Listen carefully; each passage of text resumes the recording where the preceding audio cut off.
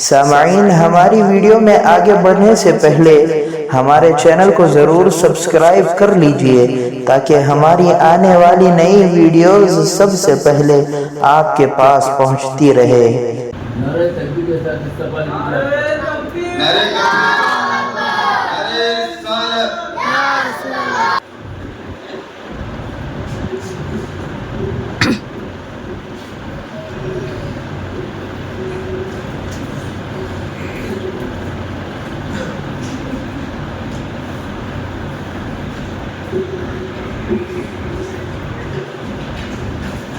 السلام علیکم ورحمۃ اللہ وبرکاتہ۔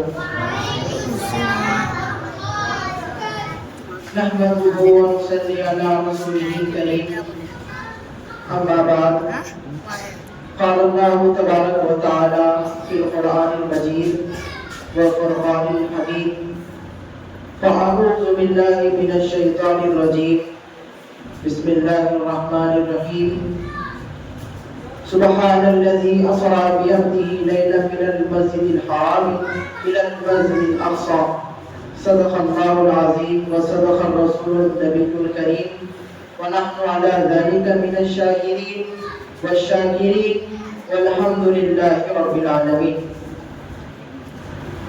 اللہ تبارک و تعالیٰ کا بے انتہا فضل و کرم ہوا جس نے مجھے آپ جیسے معزز و مکرم حضرات سے لب کشائی کا موقع عنایت فرمایا۔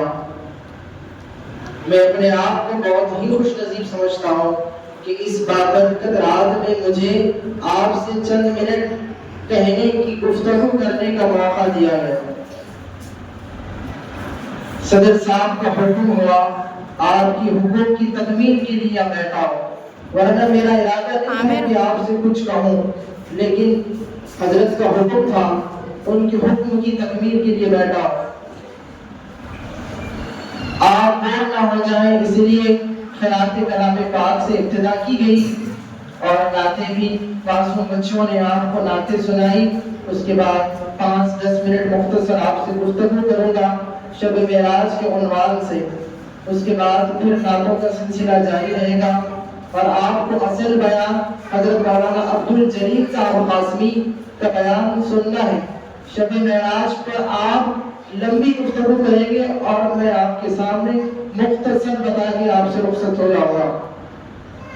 امید ہے کہ آپ لوگ بغور میری باتوں کو سنیں گے اور اپنے قلب میں اتاریں گے اور اس پر عمل کریں گے۔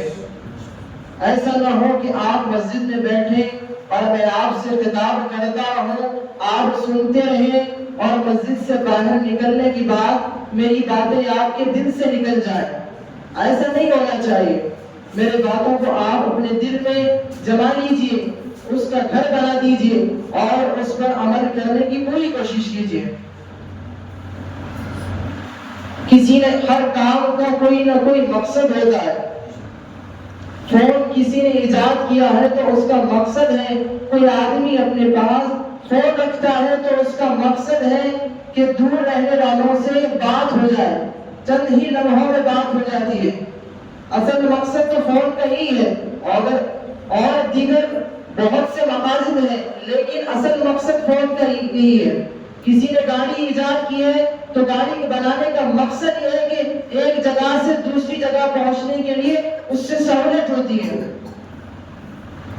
اور کوئی بچہ اسکول میں ایڈمیشن لیتا ہے، اسکول میں پڑھتا ہے نرسری سے 10 تک، تو اس کا مقصد ہی نہیں ہوتا کہ 10th کا سرٹیفکیٹ لو۔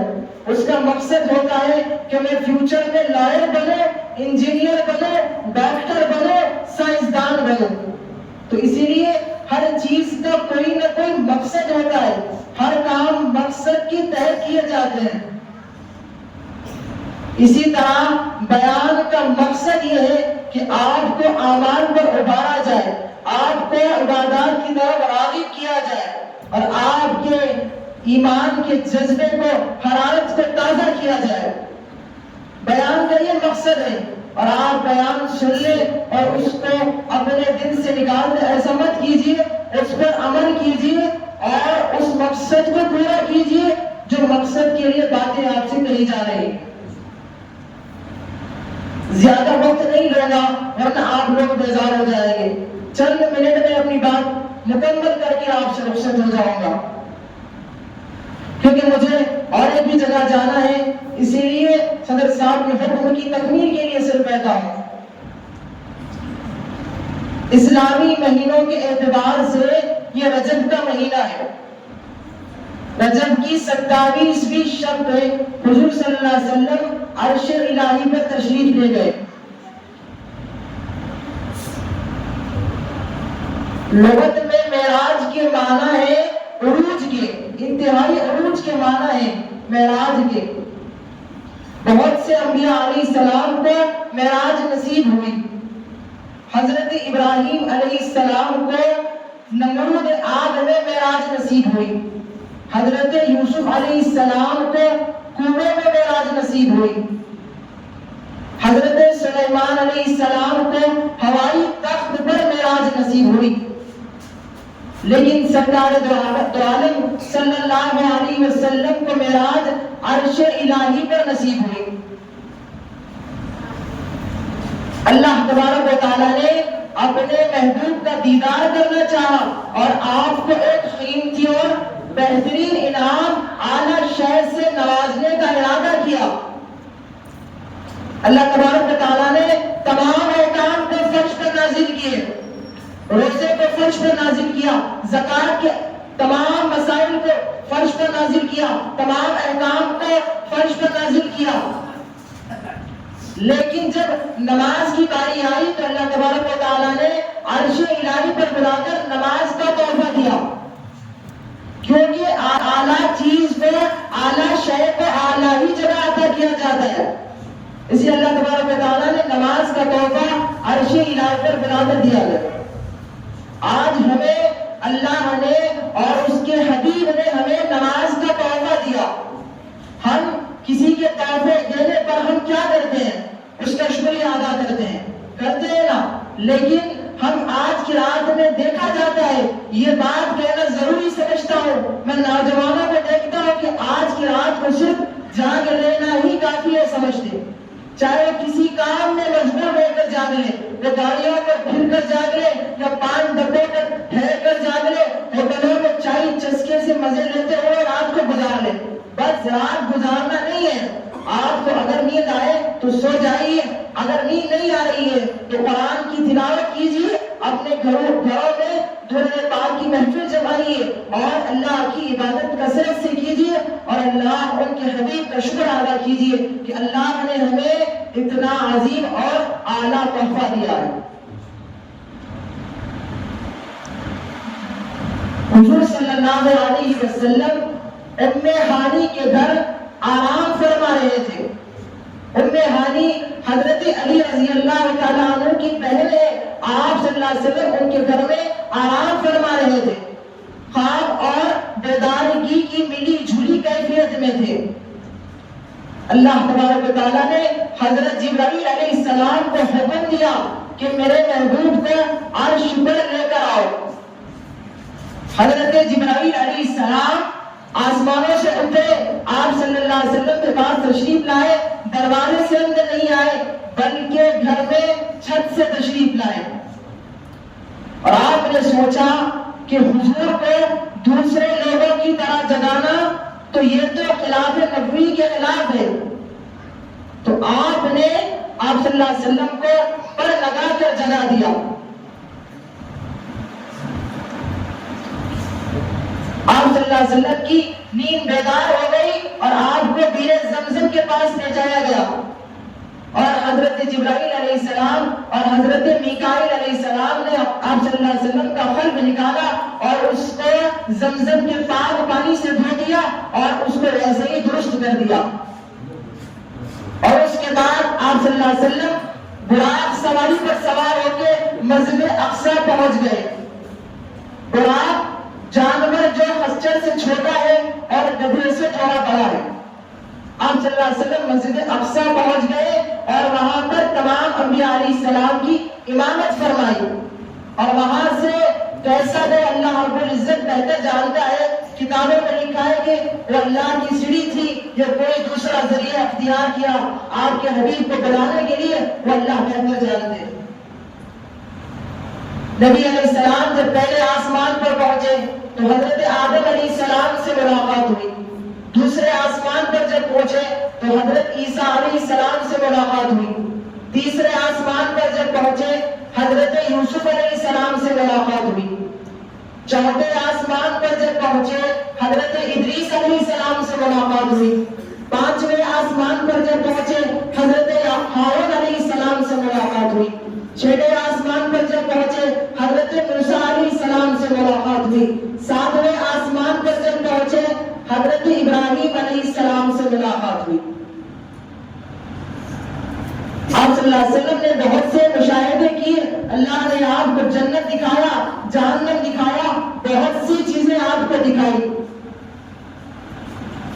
عذابات بھی دکھائے اور جنت بھی دکھایا، اپنے بڑے بڑے فرشتوں سے بھی ملاقات کرائی۔ آپ صلی اللہ علیہ وسلم نے فرمایا میرا گزر ایک ایسی قوم کے پاس سے ہوا جن پر پتھر برسا رہے تھے اور پھر وہ زخم ان کو لگتا پھر وہ درست ہو جاتے، پھر ان کو زخم ہوتا۔ حضور صلی اللہ علیہ وسلم نے دریافت کیا حضرت جبرائیل یہ کون ہے؟ حضور صلی اللہ علیہ وسلم نے فرمایا غور سے سن لیجئے آپ لوگ یہ جملہ، حضرت جبرائیل نے فرمایا یہ وہ لوگ ہیں آپ کی امت کے جو اپنی نماز میں سستی اور کاہلی کرتے ہیں۔ حضور صلی اللہ علیہ وسلم آگے بڑھے، پھر دیکھا کہ ایک قوم ایسی ہے جس کے پیٹ میں سانپ ہے اور وہ سانپ اندر ہی اندر انسان کو کھایا جا رہا ہے۔ حضرت جبرائیل علیہ السلام سے حضور صلی اللہ علیہ وسلم نے پوچھا تو حضرت جبرائیل علیہ السلام نے کہا کہ یہ وہ لوگ ہیں جو سود کھایا کرتے تھے۔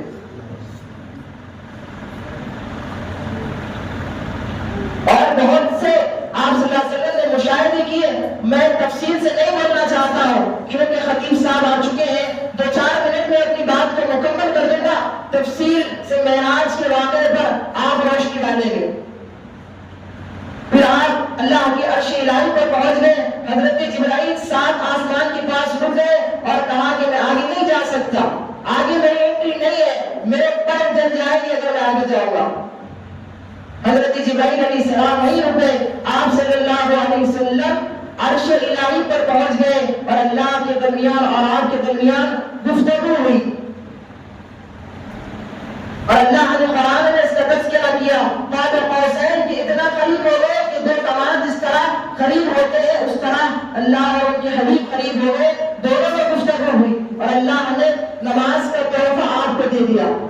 جب واپس آ رہے تھے تو حضرت موسیٰ علیہ السلام ملاقات کی اور کہا کہ آپ کی امت 50 نمازیں نہیں پڑھ سکتی، پہلے امتوں پر صرف 2 نمازیں تھی اور اذان بھی نہیں تھی، مسجد بھی نہیں تھی، ہمارے پاس 5 نمازیں ہیں، ہمارے پاس اذان بھی ہوتی ہے اور ہمیں نماز پڑھنے کے لیے مسجد بھی موجود ہے۔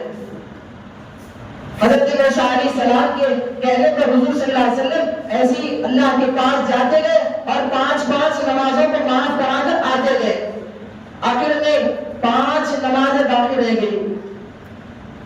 حضور صلی اللہ علیہ وسلم نے کہا کہ اب میں نہیں جانا چاہتا، مجھے شرمندگی محسوس ہوتی ہے۔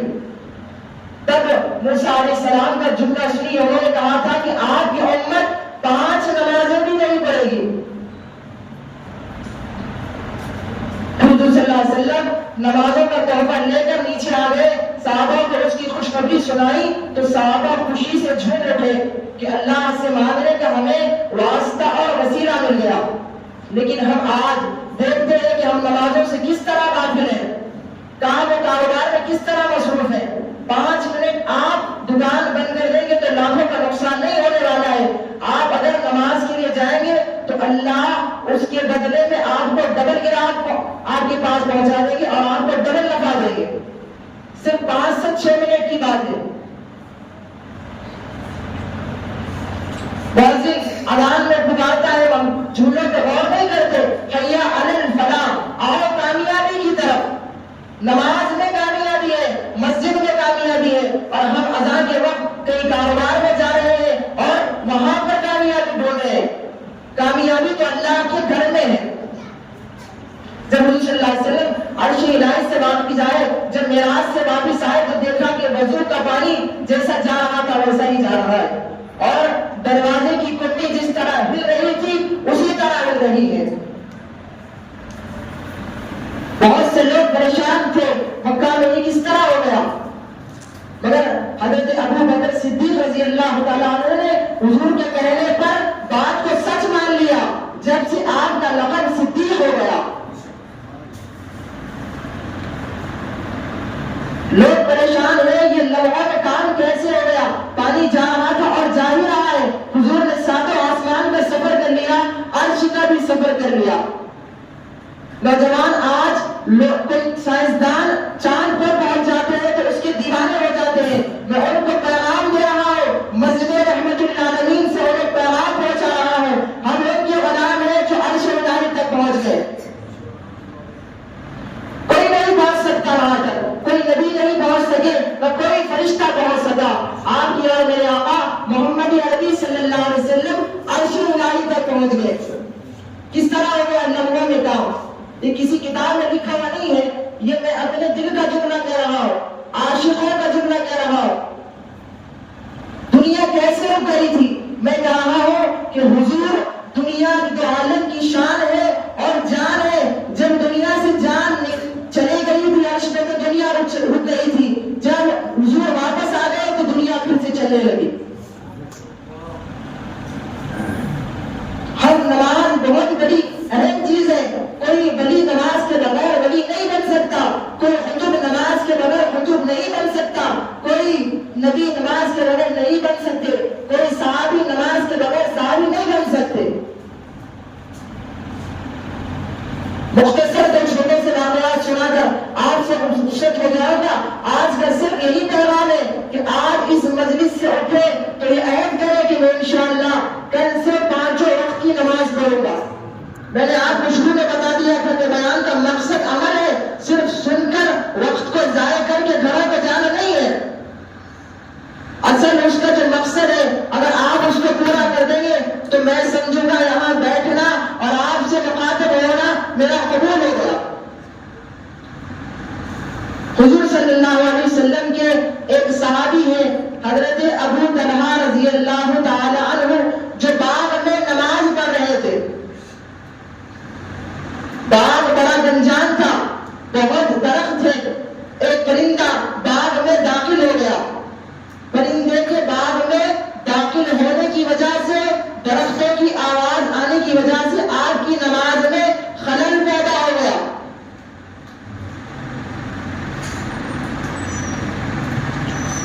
اسی لیے آپ نے یہ سوچا کہ جس باغ کی وجہ سے میری نماز میں خلل پیدا ہو گیا، میں اسی باغ کو اللہ کے راستے میں دے دیتا ہوں، مجھے ایسے باغ کی ضرورت نہیں جو میرے عبادت میں خلل پیدا کر دے، میری نماز میں خلل پیدا کر دے۔ آپ نے حضور صلی اللہ علیہ وسلم کے پاس پہنچ کر اس باغ کو اللہ کی راہ میں دے دیا۔ اور ایک انصاری تھے جو باغ میں نماز پڑھ رہے تھے، جب کھجور کے شباب پر آنے کا موسم تھا، آپ کی نظر کھجور کے درخت پر پڑ گئی، خوبصورت کھجوروں پر پڑ گئی، تو آپ کی وہاں نظر پڑنے سے یہ بھول گئے کہ نماز میں کتنی رکعتیں پڑھی اور کتنی باقی ہے۔ اس وجہ سے آپ نے سوچا، حضرت عثمان غنی رضی اللہ تعالیٰ عنہ امیر المومنین کے پاس پہنچ کر وہ باغ 50,000 درہم میں اللہ کی راہ میں دے دیا، صرف نماز میں خلل پیدا ہونے سے، ورنہ چاہے تو نماز توڑ کر پھر پڑھی جا سکتی ہے، 1000 بار بھی نماز توڑ کر پڑھی جا سکتی ہے، لیکن عاشقان حبیب کا یہ عالم تھا، ان کو کہتے ہیں عاشق۔ اور ہم کو دیکھیے نماز چلی جا رہی ہے اور 5 روپے بھی ہم خرچہ نہیں کرتے، وہاں صحابہ کا عالم دیکھیے، بڑے بڑے باغات اللہ کی راہ میں دے دیے۔ یہی شب معراج کا پیغام ہے۔ نوجوانوں سے گزارش کرتا ہوں کہ کل سے 5 وقت کی نماز ادا کریں، 5 سے 6 منٹ وقت لگتا ہے، دعا آپ بعد میں کرنا چاہیں تو بعد میں بھی کر سکتے ہیں، نماز اصل ہے، نماز پڑھ کر آپ زیادہ کام اگر قیمتی کام رہا تو نماز پڑھ کر چلے جائیں، اگر مسجد میں نماز سے نماز چھوٹ جائے تو گھر میں پڑھ لیجیے۔ मगर फिर जो वक्त गुजर गया वो वक्त वापस आने वाला नहीं है। अगर हमारी खबर की तरफ जा रही है, खबर की तरफ करीब होते रह रही है, हो रही है उम्र मिसले बर्फ कम, हो रही है उम्र मिसले बर्फ कम, चुपके चुपके रफ्ता रफ्ता दम बदल। यही गुजारिशात आपसे करना था। खतीब साहब आ चुके हैं, वरना और आधा घंटा बैठ सकता हूँ। वालिद मोहतरम की दुआएं, असातिज़ा की दुआएं, बुजुर्गों की नजर है कि अल्लाह हमें कुछ बोलने की सलाहियत दे दी। आखिर में इस शेर के साथ अपनी बात को मुकम्मल करता हूँ। अमल करे या न करे ये सामईन की मर्जी, अमल करे या न करे ये सामईन की मर्जी। बंदा फरीदा अदा किया, बात हम सुना के चले, बंदा फरीजा अदा किया, बात हम सुना के चले। वमा अलीना इल्ला बलागुल मुबीन।